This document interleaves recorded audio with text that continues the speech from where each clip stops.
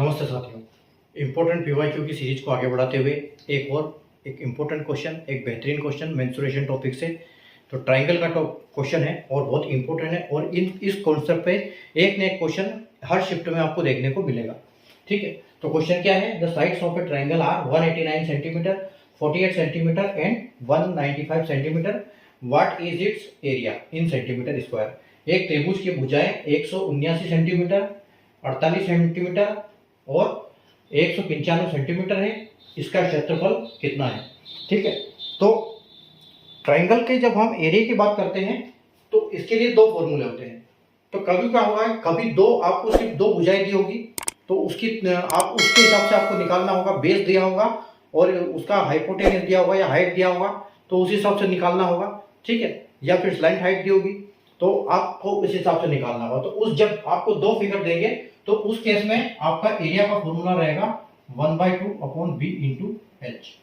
ठीक है, ये किस केस में होगा? जब आपको दो फिगर दिए होंगे। ठीक है, यानी कि आपको बेस दिया होगा चाहे हाइट दिया होगा।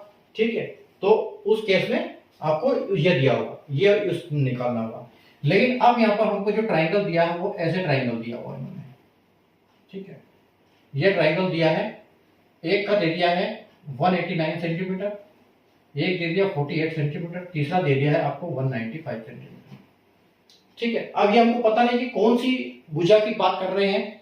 सिर्फ तीन भुजाओं का हमको मान दिया हुआ है यहाँ पर, लेकिन ये पता नहीं कि बेस का कितना है, ऊपर का कितना है। तो हमको सिर्फ एक यहाँ पर सिर्फ एक ही फॉर्मूला हमारा काम करेगा, वो जो है एरिया ऑफ ट्राइंगल क्या है, वो S A minus S into S minus A, S minus B और एस माइनस सी। तो ये जो फॉर्मूला है इसके लिए काम करेगा। ठीक है, एरिया ऑफ ट्राइंगल निकालने के लिए। अब इसमें एस क्या है? सबसे पहले तो हमको एस निकालना पड़ेगा। तो ये जो हमारा है, ये है हमारा ए और ये है हमारा बी और ये हमारा सी है। ठीक है, तो ए बी सी तो ये हो गए।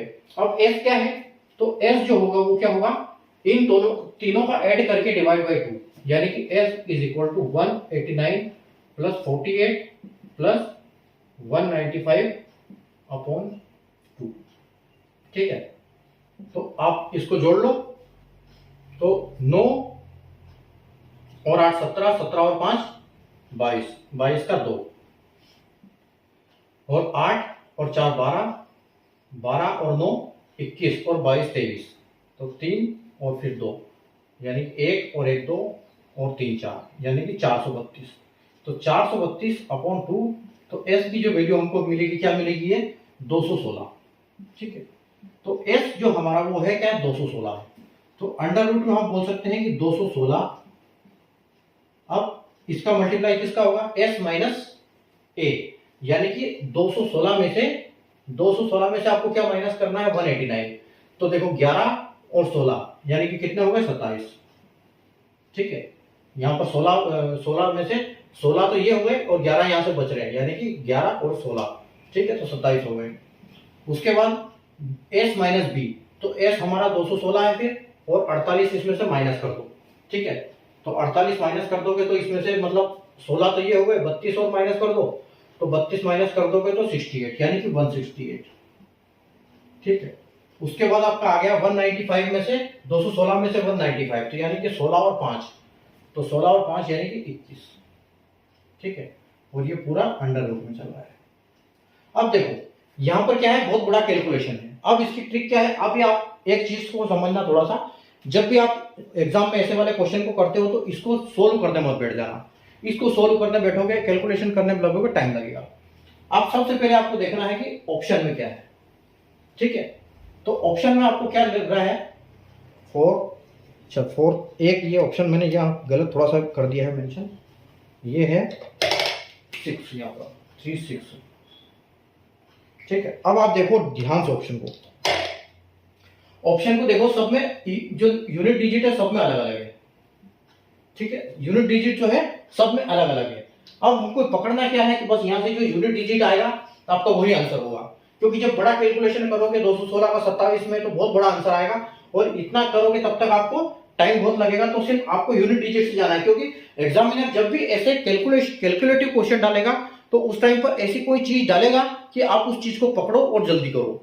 तो आपको अगर स्मार्ट तरीके से उसको पकड़ोगे तो ही कर पाओगे, नहीं तो फिर आप इसको कैलकुलेशन करोगे और टाइम वेस्ट करोगे।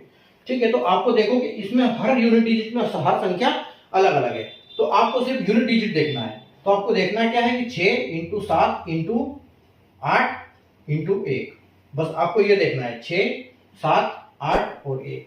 ठीक है, तो 1 का भी कोई मतलब नहीं, 1 से तो जो होगा वो मिलेगा।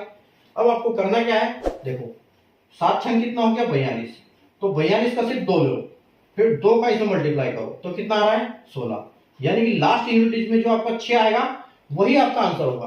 तो जो 4 5 3 6 ये आपका बिल्कुल फाइनल आंसर हो जाएगा यहाँ पर।